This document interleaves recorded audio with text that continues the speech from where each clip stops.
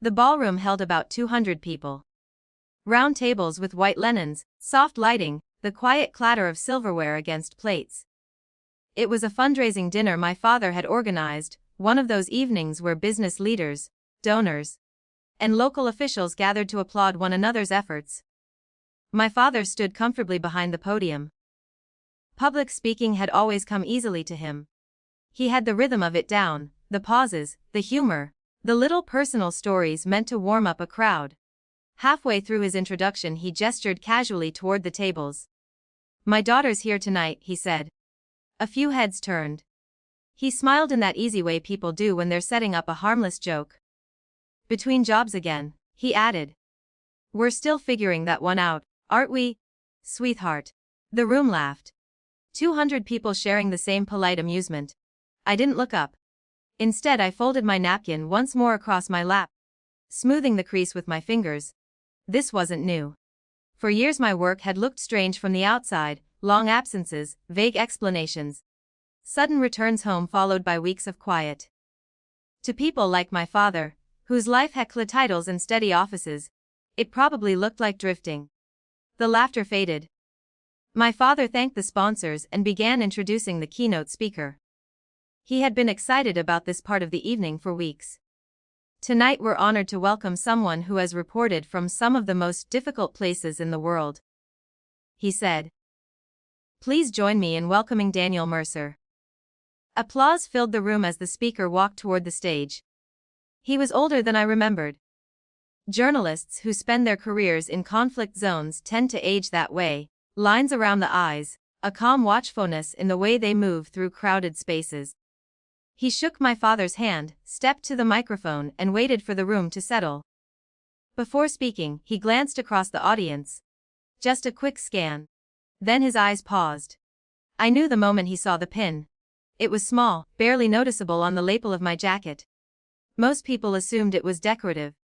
But Daniel Mercer had seen it before. Years earlier. On a night neither of us had expected to survive comfortably. He began his speech the way most keynote speakers do. Stories about reporting overseas. The challenges of documenting events when information is scarce and danger is routine. The audience listened easily. People like hearing about distant crises when they are safely seated in warm rooms. After a few minutes, Mercer slowed his pacing. "There's something people often misunderstand about work in places like Beirut," he said. The room grew quieter. They assume the stories belong entirely to the journalists. He rested his hands lightly on the podium. "But sometimes," he continued, "the people who actually keep you alive never appear in the article." A few guests leaned forward. Mercer looked across the room again. His eyes found me quickly this time. "I want to tell you about a night in Beirut." The air shifted. 7 years earlier the city had been tense. Not officially at war, but unstable enough that small situations could escalate quickly. Mercer and 2 other journalists had been trapped in a neighborhood after a protest turned violent. Communications were failing. Streets were closing. Someone had called our office asking for help. My role that night had been simple: in theory, coordinate a safe exit. In practice, nothing about it had been simple. Routes changed every 15 minutes. Local contacts stopped answering calls.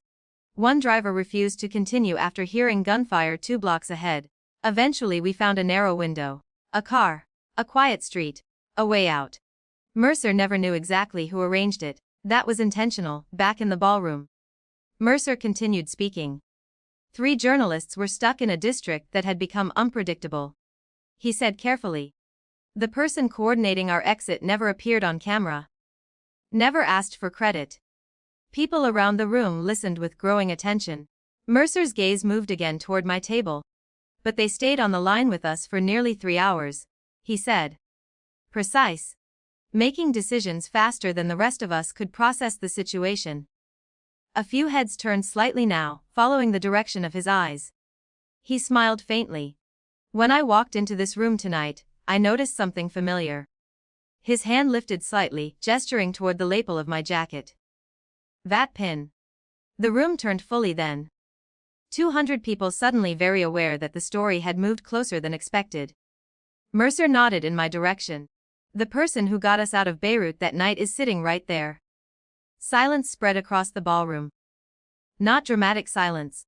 Just the quiet recalibration of a room realizing it had misunderstood someone. I didn't stand, didn't wave, just remained where I was. Across the room, my father sat frozen at the head table. Mercer returned his hands to the podium. She never asked for recognition, he said simply. Most people who do that kind of work don't. He let the sentence settle before continuing his speech. The rest of the talk returned to journalism, international reporting, and the responsibility of telling stories accurately. But the room had changed. People glanced toward my table now with a different expression, not curiosity exactly, but reconsideration. My father avoided looking in my direction for the remainder of the evening. The dinner ended with polite applause. Guests stood, conversations resumed. Chairs shifted across the floor. I remained seated for a moment, finishing the glass of water in front of me. Across the room, Mercer stepped down from the stage and disappeared into a small group of people thanking him for the talk. He didn't come over. He didn't need to. Sometimes the truth arrives in a room quietly. And once it's there, it doesn't need anyone to defend it.